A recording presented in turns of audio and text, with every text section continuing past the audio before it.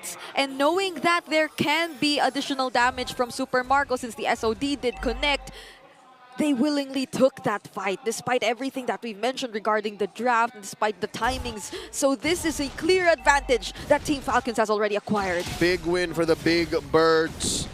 Get more with BPI. 1250 diamonds on the line in case you register, you join Vibe. It's a chance to take home some goodies in case you haven't gotten the skins just yet. Oh, good check in range. That's a feathered airstrike by Few. And again, these are the ugly problems that TLPH have to face. It's going through these frontliners. You know, similar to what Team Falcons pulled off in game number 2, especially towards the early to the mid game, is the pressure on the mid lane. Again, they don't want Sanji to be as comfortable as possible to eventually scale up with the Zushin, because eventually if Zushin left unchecked, it could spell disaster for Team Falcons. Yeah, and Dogwen's doing a great job in checking everyone though. Oh, Spear of Destruction also connects on to Carl Teasy as they bring him down. Next target might be JP here.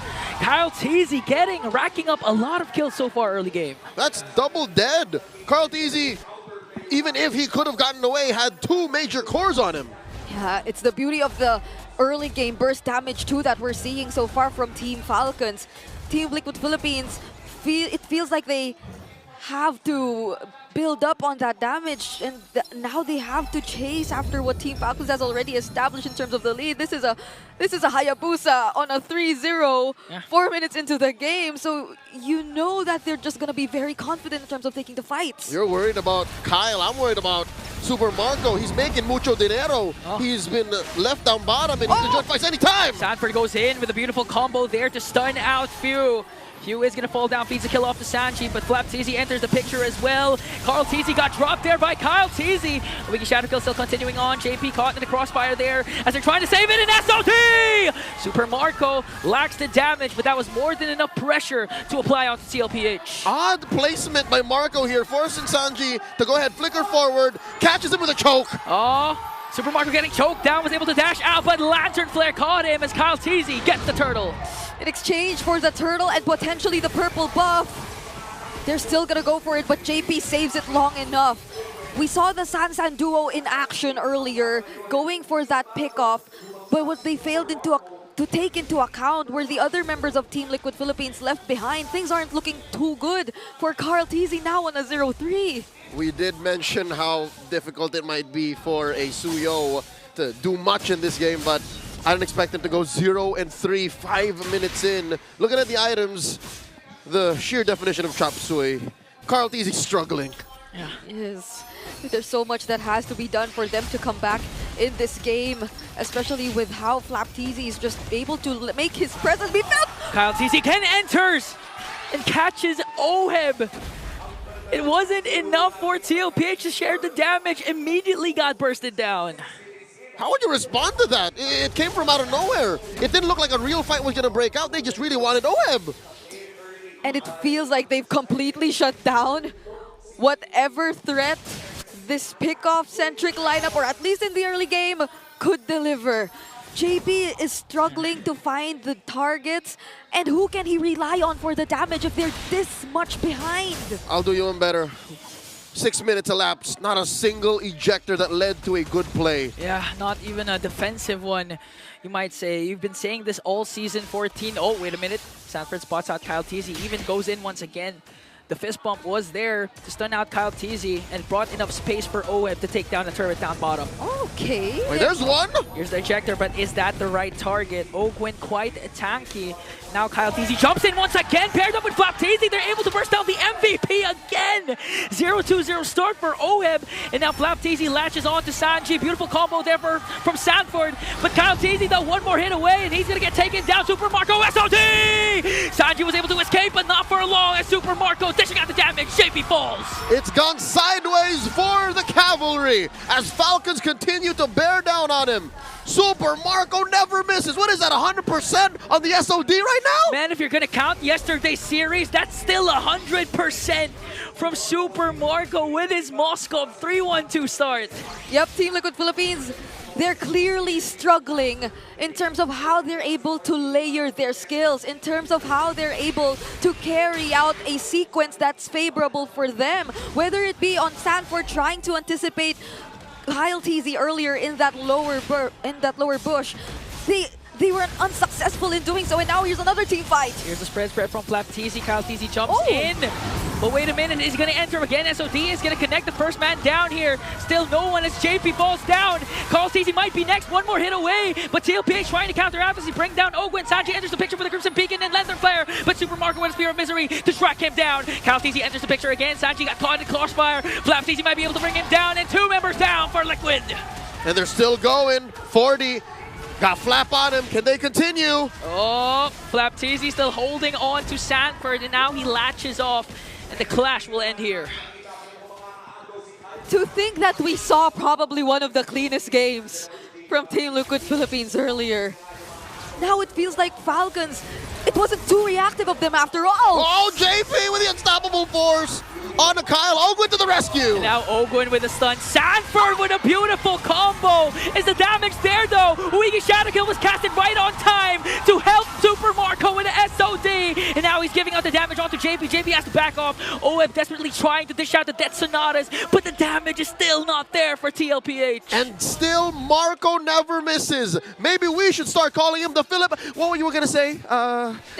In season 14, I kept saying. You kept saying that you don't want the Jawhead to be, at the ending or had a bad start because it's going to be hard for them. Or to be on the defense. On the defense, and yeah. that's exactly where Liquid is. Despite it being just 8,000 gold lead, bring it up. Can Liquid come back from this? What's that angle looking like? It's gonna be hard since you have to pay attention to so many heroes of Team Falcons right now. Kyle TZ, Few, and Super Marco, they're all online. And it's very unlikely that we'll see at least one of them separated long enough that Team Liquid Philippines could take advantage of that. They're just too fast in terms of the responses. And just when we thought it was just pure reactions being forced out of Team Falcons, it wasn't after all.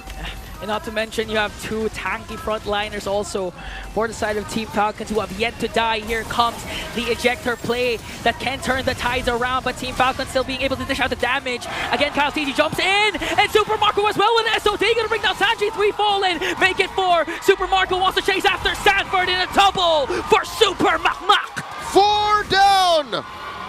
Not a single clap back from Liquid. Ballooning up to 5,000 gold plus a Lord. Falcons are here. And I'm not so sure about that call.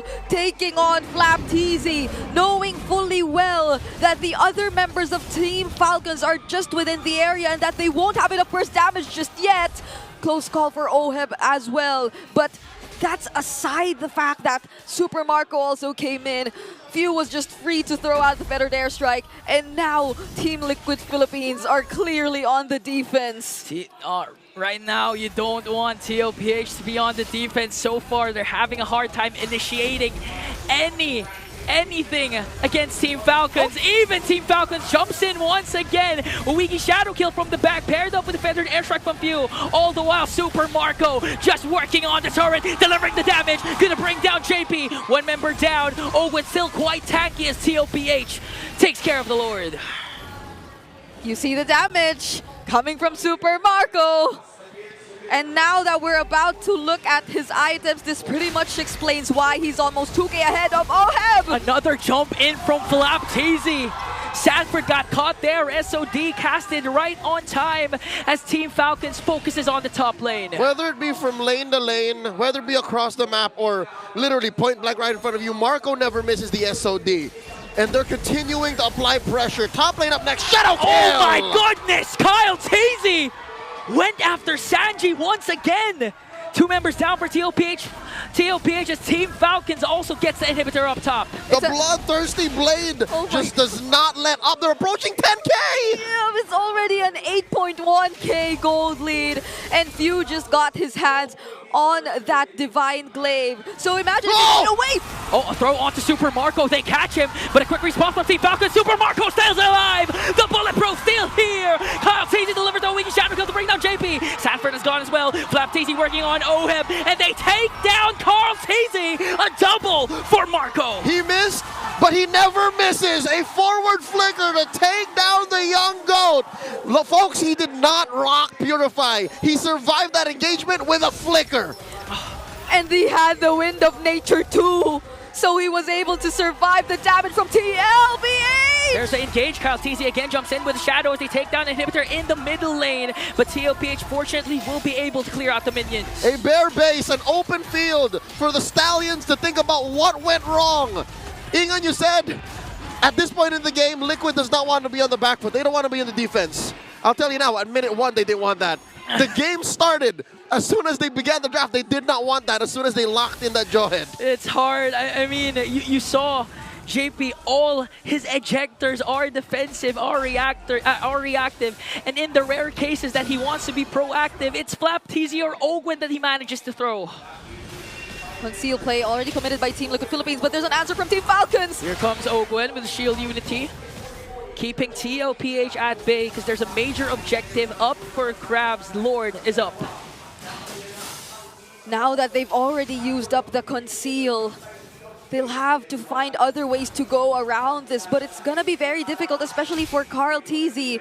He's still pretty much behind, although they already might want to take this on. Ogwen from the back, and they latch on to JP, a mega kill. Coming in from FLCN, one member down. Team Falcons, do they go for the extra engage? Few chasing after the members of TLPH.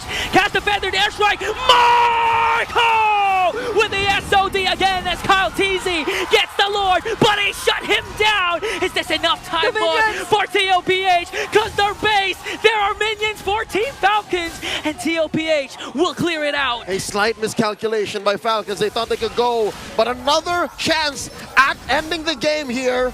Oh, Sanford and KyleTzy single-handedly pushing them out. Liquid lives another day. Yeah, but JP's so heavily punished in this game. He can barely look for a setup for Team Liquid. There's almost no one within reach that he could toss towards the members of Team Liquid Philippines. Fortunately, they're able to buy enough time. We're already approaching 15 minutes. So OHEB definitely, probably at least is lacking just one more item. The trade onto Super Marco bought enough time for Team Liquid Philippines to take care of the Lord in the middle lane without any pressure for the side of Team Falcons. But it was all part of the plan of Team Falcons to go for a sacrificial play, secure the Lord. But fortunately for the Cavalry, they were able to get not just one, but two bodies of Team Falcons. And a majority of that is held in weight by Marco. You take out Marco, you have half the problem solved. In comes Ogwen. KyleTzy coming in, shadow kill! And also Wiggy's shadow kill to be able to keep TLPH at bay, but the clear of TLPH is just too much. OHEB being able to dish out the damage, and you can clearly see TLPH slowly scaling up. What was that? KyleTzy, we've seen him do this multiple times in this game, but that was the first time we saw it lead to really nothing. I mean, they were prepared. Again, the threat of an ejector, and at the same time, Sanford being able to have his flicker and the combo from the Badang can turn the tides for them. For sure, Ogwen knows that because he's been doing that with the Badang. Yeah, but this is going to be tricky though. Team Falcons, Flap and Ogwen have already picked up their immortalities 15 minutes into this game. So they were already winning pretty much most of the fights that were taking place. But now they can afford to go a little more aggressive since they already have those items within their builds. But they also have to consider that, yes, Team Liquid Philippines, they are gradually scaling, and there will be definitely some opportunities for them considering that the lead is slowly shrinking, now down to 5K in favor of Team Falcons. Falcons is still in control, that much we know. The map is blue, Liquid, the amount of space that they can play with, very limited. I'm wondering, who is building anti-heal? Where is it right now? Because Flap, #1 on top of the charts in damage taken, and he's died a record 0 times. I think they have to deal with him first, and then maybe we can talk. Maybe we can find a comeback angle. Yeah, but it does seem like Sanji's the one who tries to go for either View or Super Marco. He puts himself out there. He actually tries to disrupt so much of the backlines, and that's a huge responsibility if you're Sanji. You want to do so many things at once, being the Jushin of this lineup. So much weight on the shoulders of the lone stallion. Sometimes it always comes down to him to do the job. In game 2, he did just that. Took Yeah. down Marco alone, but now he needs help. Oheb and Carl Deasy, not a single Sea Halberd between them. Yeah, and that help could start from JP or either Sanford. One could set up on the proper targets. Could spell disaster for Team Falcons, but this could be a potential play Wait. for the Cavalry. We saw in game number 2, Sanji was able to solo kill Super Marco. That set the tone for the game. Could they do it here again? All right.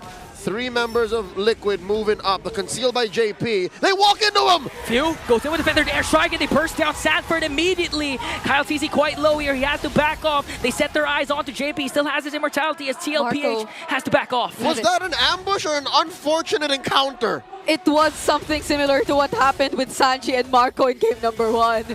He just waited for the Curse of Crow and bursted everyone right in front of him. And Team Liquid Philippines definitely had to go back because they had to take into account Super Marco and the potential split. So with an exposed base, this is going to be a difficult defense. That's painful. Now Liquid knows how it feels for them to walk into a random bush and get blasted.